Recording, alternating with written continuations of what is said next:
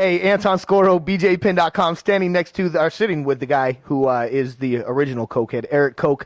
Hey, brother, long time no talk. Here we find ourselves once again in a Las Vegas hotel room. Deja vu coming back to me, but you've got a big fight coming up, man. Coming off of a very tough loss. Now you're getting ready to take on Dustin Poirier. Talk to me a little bit about this fight. I'm looking forward to it just because we were supposed to fight before, and I think both of us want this fight. We've both wanted it. We, not necessarily hate each other, but we want to scrap. We definitely want to go. So, I'm looking forward to it. Just kind of going back and getting this back. It was a fight I really wanted. Same thing with Cub. So hopefully I can get these two wins and work my way back to a title shot. All right, before we talk about Cub Swanson, because that's a subject I do want to talk to you about, with Poirier, I mean, is there any bad blood between you guys? Because a lot of times you're not the guy that has bad blood going into fights. I mean, you go in there, you do your job, you leave. And both you guys are really needing a win off of this. Obviously him losing to Cub, who's at the top of the line for a title shot at 145, and then you coming off of the tough loss to the Pitbull. So talk to me a little bit about if there's any bad blood between you guys. It's one of those things, man. I just think I'm a respectful guy, and in all the fights I've had, not really many people have talk shit, and just today we had a little skirmish, didn't mean any disrespect, but he wanted to talk trash on Twitter, so it's one of those things, man. It just motivates me even more, man. I ain't a talker, I'm a doer, and August 31st, that's what I'm gonna do. I'm gonna put my hands on him. Does it make the mohawk grow? It does. My new do, man. I had to switch it up. That's another thing, man. Everybody says, we look the same and we're the same. So I, changed my hairdo up a little bit so people can recognize who's who when the fight goes down. So I can't wait till it's gone. That's all I'm gonna say. You with hair is not a good look, my man. I don't like it. I'll call you out on video. I don't like it. First one to say this. That's because I keep it real. I don't lie to my friends. Everybody else is just scared you're going to beat them up. So Cub Swanson, too, that's a fight that you were supposed to have a while ago. Now, for me, it's a fight that I think is very, very possible happening within your probably next two fights. Do you see Cub Swanson being part of the path for you to get your title shot back? Oh, yeah, definitely. Just the way it's going, I think. In this division, you got those top four guys that we're all just kind of we gotta pit it out and see who's the next guy in line for that, and I obviously Cub and Lamas with their two wins puts them right up there, and that's where me and Dustin, I think it fits. I think it's the right matchup, So hopefully winning this, and whoever gets the shot on Aldo, hopefully maybe I'll get a fight against the other one, and then I can get my spot back. All right, so you bring up Jose Aldo. I was going to ask you, do you think that there's anybody at 145 right now inside that top four other than yourself that can beat Jose? Honestly, out of those guys, I think guy that besides me that has the best chance would be Cub, just stylistically.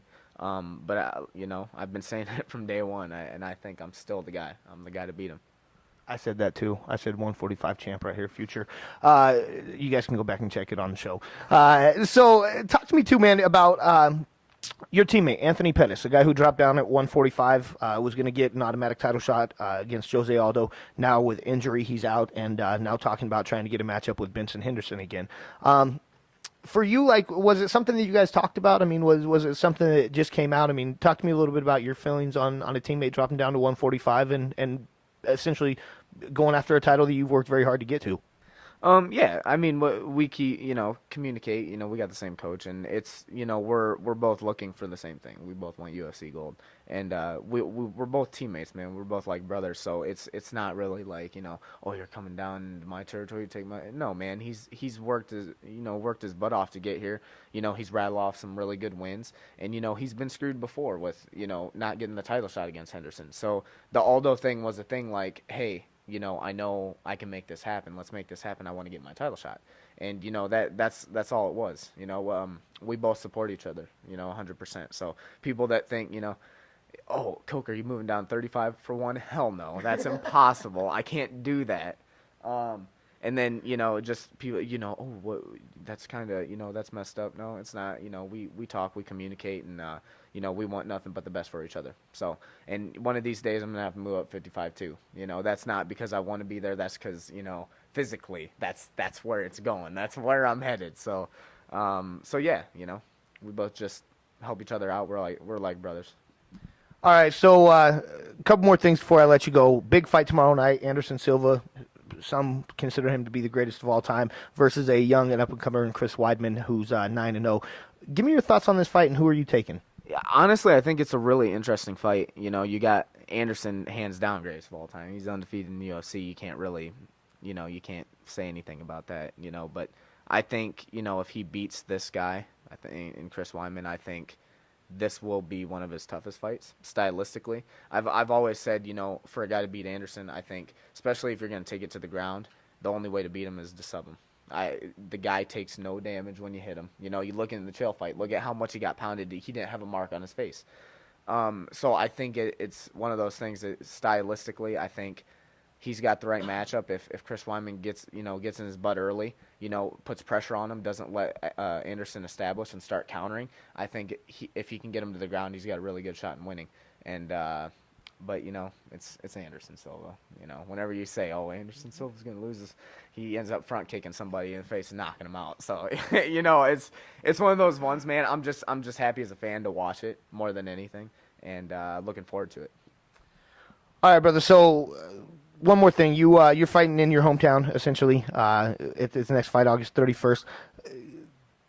Explain to me what that means for you, because at this point in your career, I mean, you're a top 5 guy in your weight class, and now you finally get an opportunity to go home and fight in front of family, friends, neighbors, you know, people that you've grown up with. So explain that feeling for me. It's awesome. More than anything, it reminds me like the old days when I used to fight in my hometown, you know, and all my family's there, my friends are there. You know, it's really cool. But to me now, just at this professional level, it doesn't matter where I fight. You know, it's my hometown, but it's a fight. I got one guy in my mind, that's Dustin Poirier. That's it. So, you know, come do it. You know, family and friends will be there. It'll be cool. I'm super excited to put on for him, put on a good performance.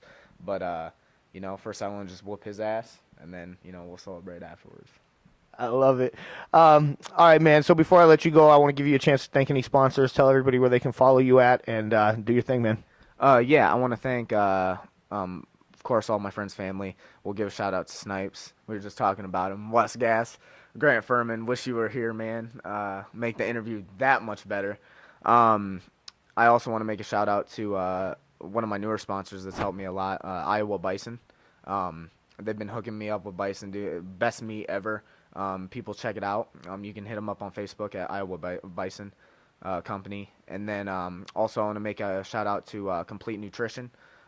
They're, you know, my supplement sponsor for this fight.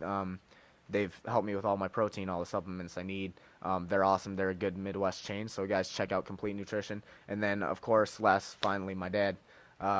You know, talked to him. We've talked about the skirmish I had earlier today. He's all pumped. He's ready for the fight. So I just want to make a shout out to Old Breed, Papa Koch. And, you know, like I say, this fight's always for him. My number one supporter, the reason I do this. Hey, Doug, just remember, we're not in the shower this time. So big shout out to Dad. Keeping it PG. All right, man. Erick, Koch, Anton Scoro, BJPin.com. We're out of here.